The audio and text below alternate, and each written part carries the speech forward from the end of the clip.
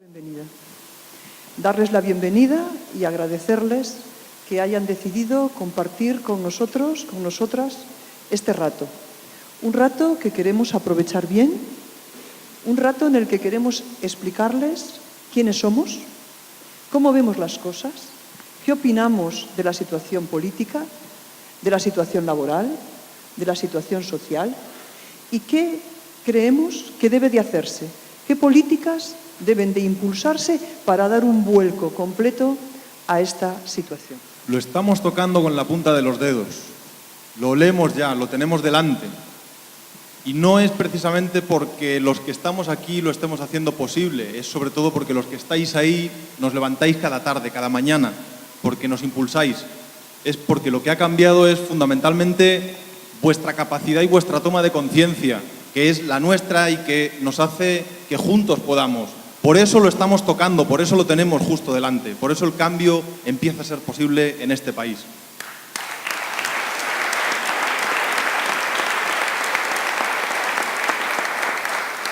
No es porque 4, 8 o 10 personas hayan entrado, o 100, hayan entrado en las instituciones, que también sois parte esencial de eso. Es fundamentalmente porque quienes estáis ahí dais motivos, razones y empujáis cada día para que eso sea posible. Muchas gracias por la invitación. Es un placer poder estar aquí hoy en Santander hablando y trasladando parte de lo que, del trabajo que nosotros tratamos de hacer con mayor o menor acierto o desacierto desde Madrid. En particular, en mi caso, en el ámbito económico. Este país tiene tremendos desafíos económicos y yo creo que todos somos conscientes de ellos. Ayer yo me hice especialmente consciente después de escuchar al ministro de Guindos en el debate económico. Parece que vivamos en países diferentes, pero es que seguramente vivamos en países diferentes unos y otros. Es que vivimos en realidades distintas.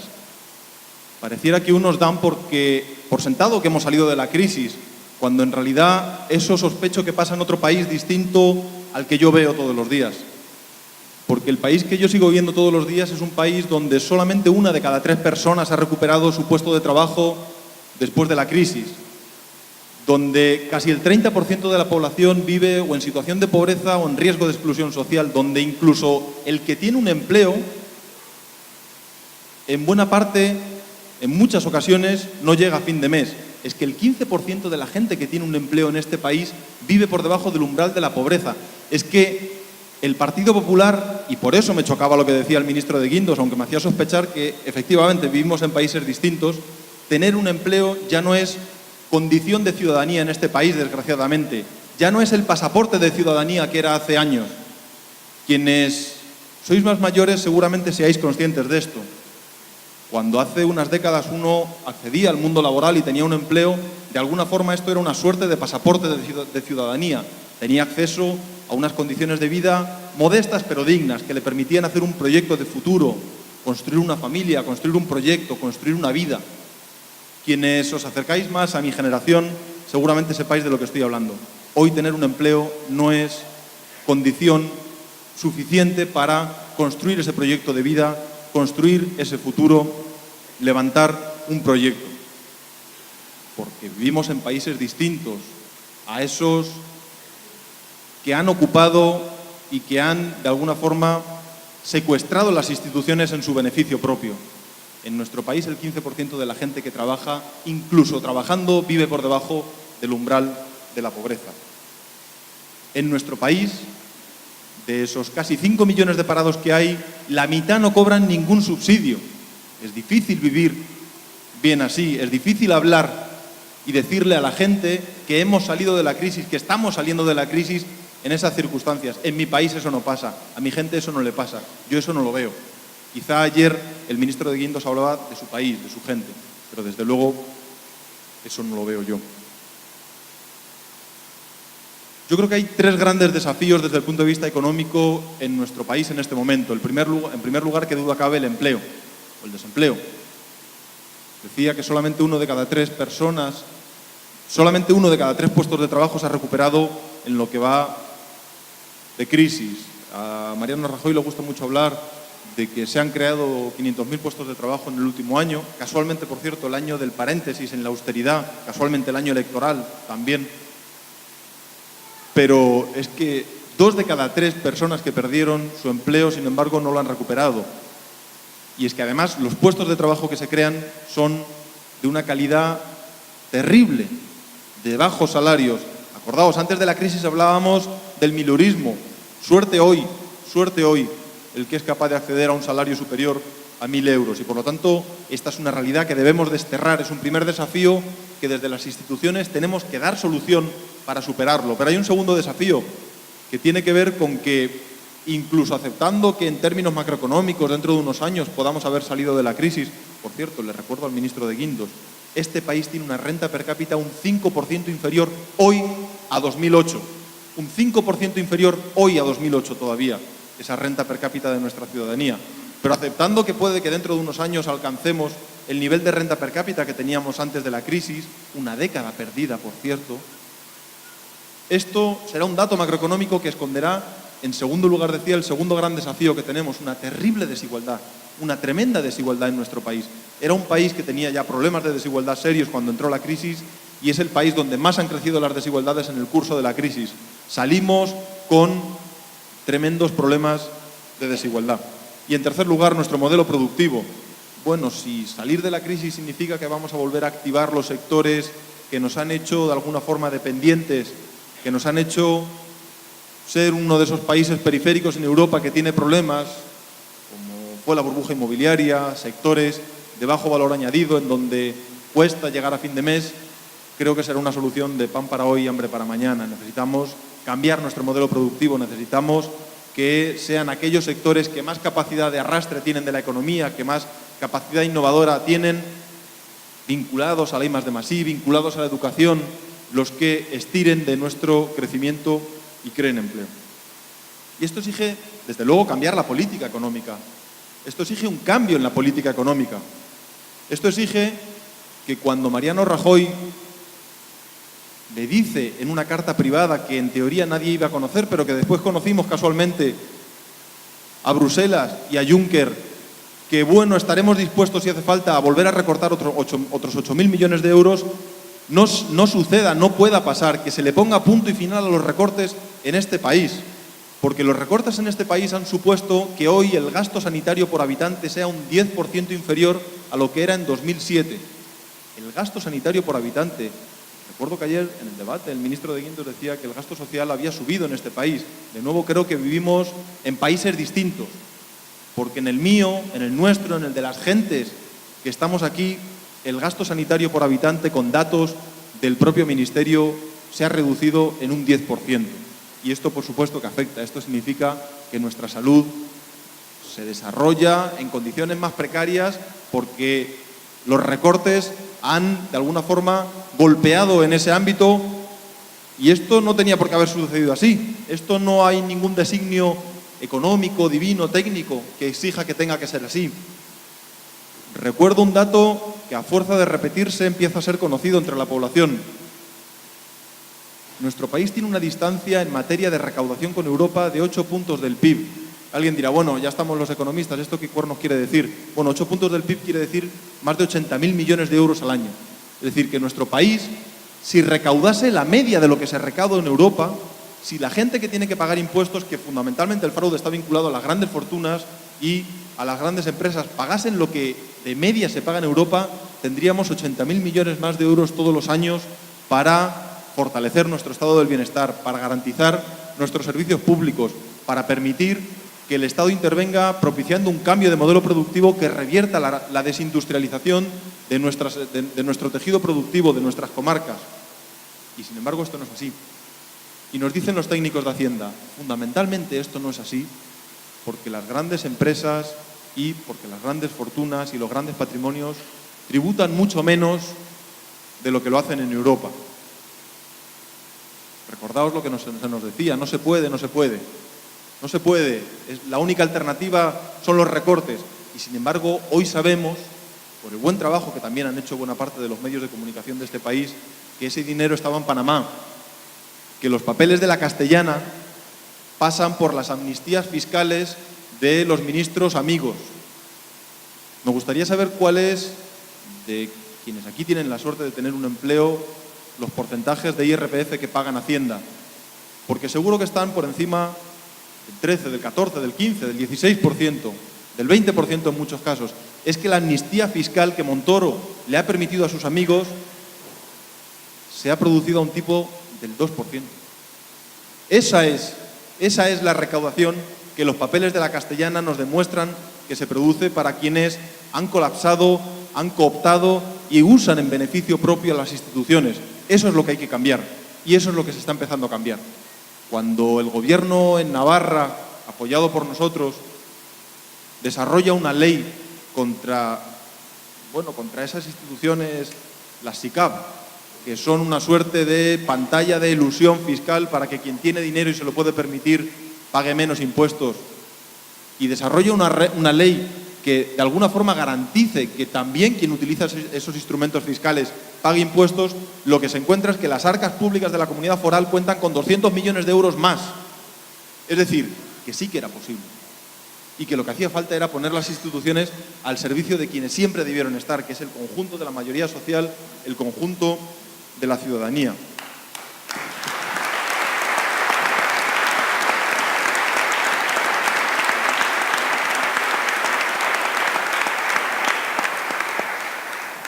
Igual que son posibles y necesarios y urgentes los cambios en nuestro mercado de trabajo.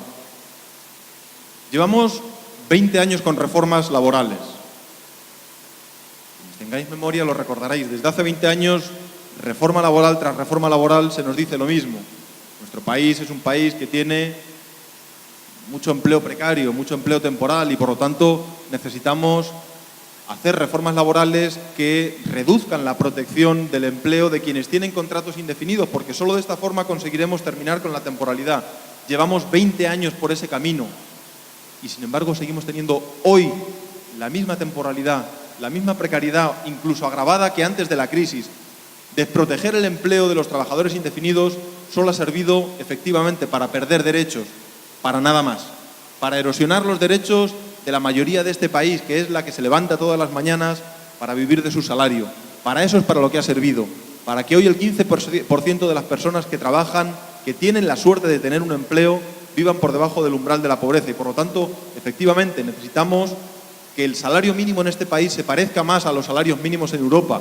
La Carta Social Europea dice que el salario mínimo tiene que estar situado del orden del 60% del salario medio de un país, de los países europeos. Bien, pues si esto fuera así, en España el salario mínimo tendría que estar en los 950 euros. Esa es nuestra propuesta, que se sitúe precisamente en los 950 euros. Esa es la propuesta que nosotros hacemos para que al final de la legislatura llegue a situarse en ese punto.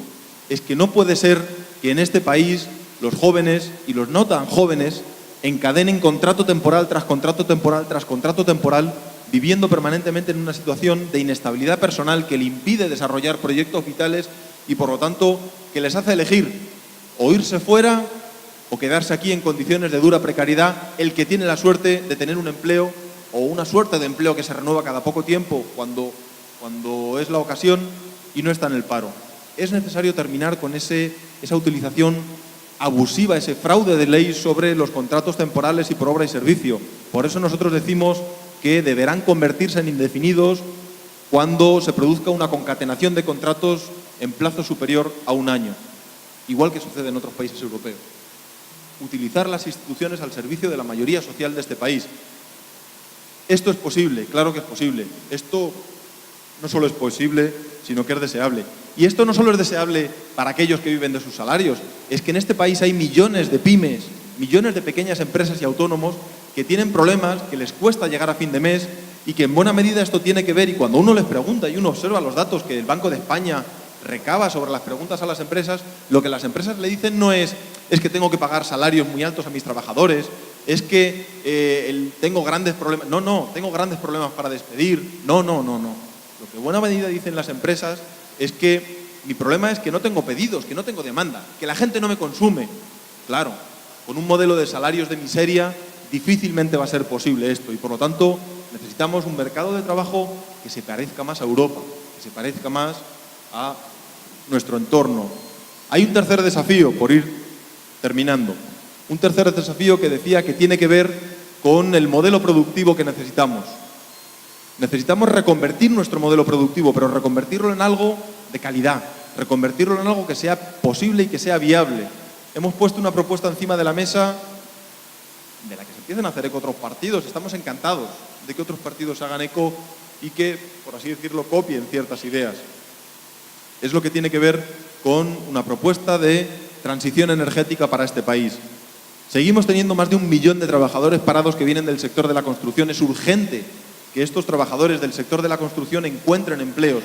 Y esto, al mismo tiempo, ha de ser compatible con la sostenibilidad energética de nuestro país, ha de ser compatible con un equilibrio en la balanza de pagos, en las relaciones que tenemos con el exterior. Hay una forma fácil, posible e interesante de hacerlo. Nosotros hemos propuesto que, con cargo a la inversión pública, como dicen ya muchos organismos internacionales que hay que hacer, se dote de fondos suficientes a un proyecto, a un plan de transición energética que pase fundamentalmente por la rehabilitación inmobiliaria, por la rehabilitación de edificios, por la rehabilitación de viviendas, por la rehabilitación de organismos que permita reducir drásticamente el consumo energético en este país, que permita cumplir el protocolo de Kioto y, por lo tanto, ir reduciendo las emisiones. Difícilmente construiremos un mundo mejor si no tenemos ese mundo mejor dentro de unas décadas. El desafío medioambiental está ahí, pero al mismo tiempo que permita emplear a esos millones de trabajadores que vienen del sector de la construcción, de esa burbuja inmobiliaria que pinchó y se cayó encima fundamentalmente de la gente y no tanto de las constructoras. En definitiva, estos 3 desafíos remiten a un desafío mayor, remiten a un reto mayor, que es el reto que en definitiva tenemos por delante, el reto de profundizar la democracia en este país. Este país vivió su paso a la democracia hace 35 años. Fue un paso exitoso en algunos aspectos, pero incompleto en otros. Es ahora cuando tenemos la tarea histórica de completar ese paso, de profundizar esa transición a la democracia y de permitir que lo que entonces no se pudo completar por miedo, por dificultad, hoy se profundice. Consolidar un estado del bienestar que no deje a nadie atrás. Consolidar niveles de empleo que no dejen a nadie atrás. Garantizar servicios públicos para el conjunto de la ciudadanía. Garantizar un modelo productivo, integrador, que se parezca a Europa. Este es el desafío que hoy día tenemos. Fortalecer ese estado del bienestar, profundizar nuestra democracia y permitir, en definitiva, continuar avanzando en la senda de progreso, una senda que se cortó cuando empezó la crisis y que nos lleva ya a una década perdida. Continuar con las políticas del Partido Popular, en definitiva, es mantenernos en esa década perdida y no estamos para décadas perdidas. Yo creo, y voy terminando, que vamos por el buen camino. Las sonrisas de la gente en todos los sitios nos lo dicen, vamos por el buen camino. Las encuestas, desde luego, nosotros queremos ser muy cautos con las encuestas, no queremos que nadie se confíe, pero creo que todos los signos, los estadísticos y los emocionales, nos dicen que vamos por el buen camino. Nos dicen que vamos por el buen camino y que el cambio es posible. Que el cambio es posible y que lo estamos tocando con los dedos. Pero lo tocamos con los dedos, y termino, precisamente porque quien eso lo hace posible, quien día a día genera fuerzas, quien nos levanta y quien nos aupa, no somos especialmente los que nos sentamos aquí, sino los que os sentáis ahí. Muchas gracias por hacerlo.